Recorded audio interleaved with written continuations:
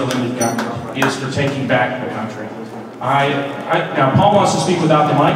We're going to see how that goes, so I'm going to stand over here. But first, let me introduce Congressman Paul Broun.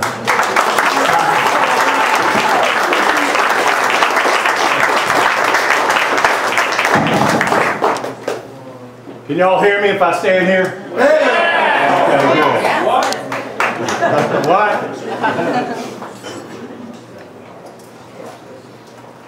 I was very honored to lead the charge in the U.S. House, along with the American Center for Law and Justice, to file amicus briefs against Obamacare.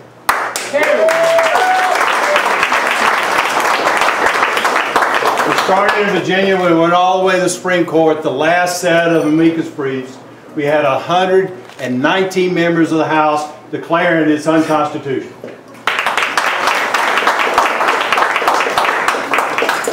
Now this act is a destroyer. It's already destroying jobs. It's already destroying business budgets. It'll destroy your family budget. It will destroy the state's budget. It will destroy the national budget. But most of all, it's going to destroy our freedom. We've just seen recently where Kathleen Sebelius, Secretary of Health and Human Services, came out with a pronouncement that every insurance policy in this country is going to have to pay for birth control pills, abortion pills, and for free sterilization. Folks, this is not about birth control, it's about government control. During the arguments, if you didn't see, the swing vote, Justice Kennedy even asked a question. If this stays in place, can government make people eat broccoli? Well, they can. They can not only make you eat broccoli, but they can tell you you can't drink Coca-Colas. They tell you what food you can eat. They can tell us that we all have to go out and buy a Chevy Volt. They can tell us every aspect of our lives under the auspices of health care. Even taking guns out of your house. We have to destroy Obamacare and we have to get rid of Obama.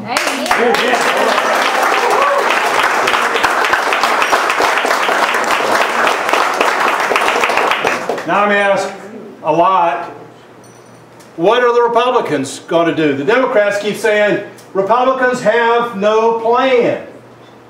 Well, back when the president was saying, if anybody had any other plan, his door was always open. Well, I knocked on his door many times.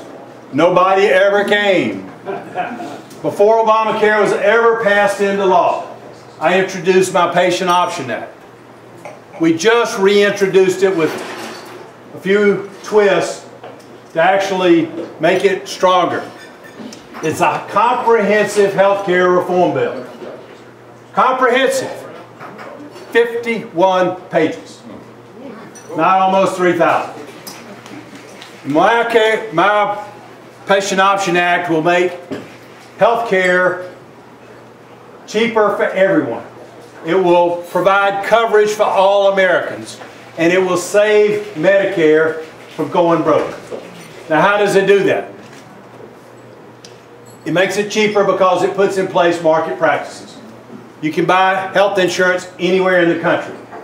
You can join an association pool and have multiple insurance products that you can purchase. So all of us, individuals or businesses, can be involved in an association.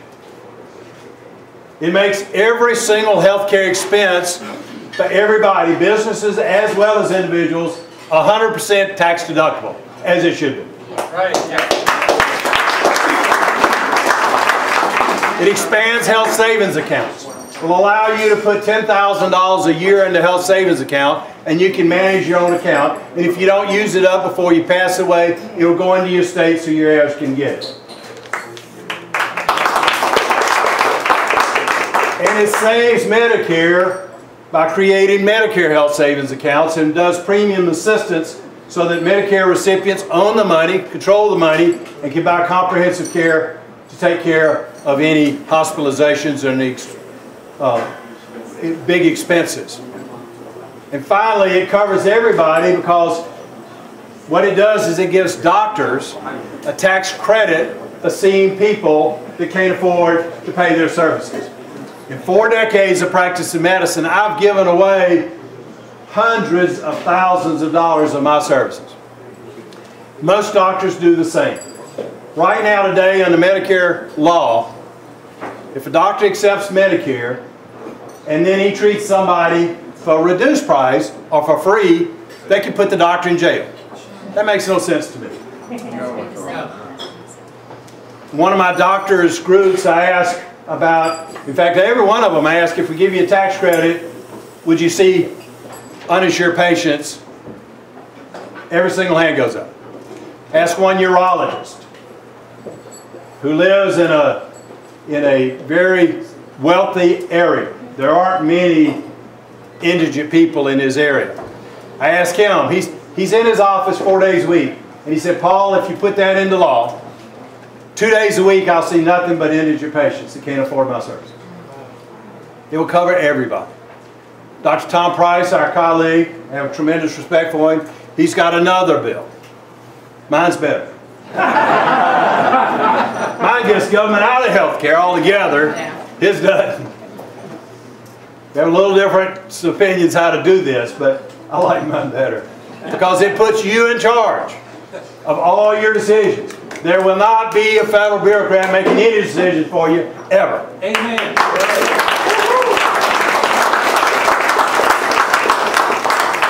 The justices met Thursday and Friday.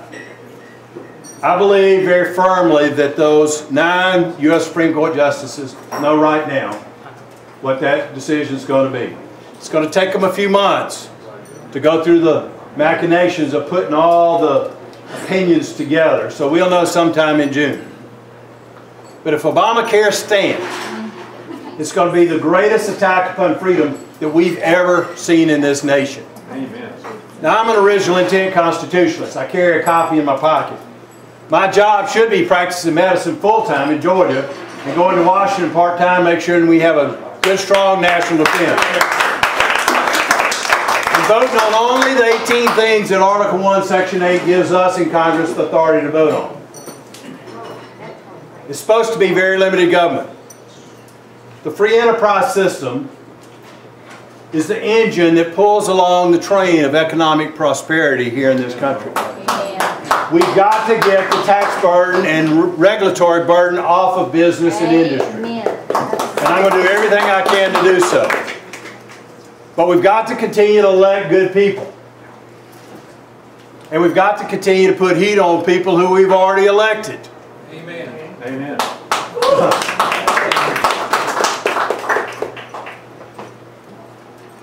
Former U.S. Senator Eric Dirksen one time said, when I feel the heat, I see the light.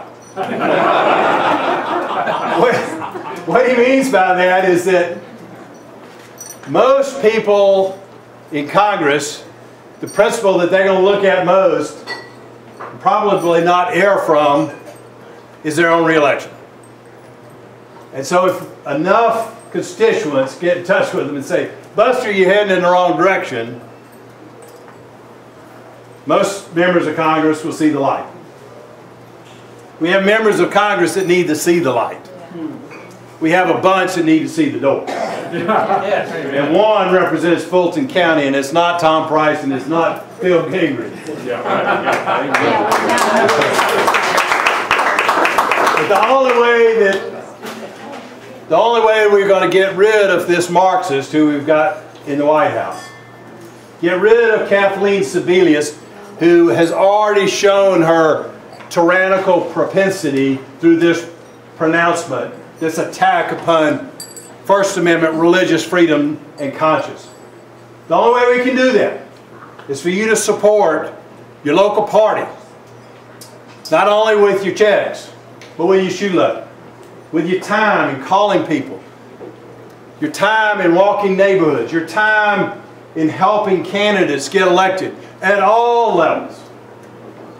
It's extremely expensive. Now my congressional district is right now northeast Georgia, but it moves into the Atlanta metro area. So I'm going to be an Atlanta metro congressman. I've got Gwinnett, part of Gwinnett, about 20% of it. I've got all of Alton and Barrow goes down to McDonough. So I go through the suburbs on the east side of the metro area. We've got problems in this state. We've got problems in this nation. We have enough money to spend on roads and health care and all those things if we can leave them in your pockets and in Georgia's pockets instead of sending them to Washington, D.C. And the question is, what are you going to do to help in that process? This is a wonderful home and a wonderful group. I've met with y'all several times now, and I really enjoy meeting new friends and seeing old friends when I come. And I look forward to being back with you. And I hope that we can all get together and celebrate in November, where we have a Republican president and we'll be marching forward to have more freedom in this country. Thank y'all so much.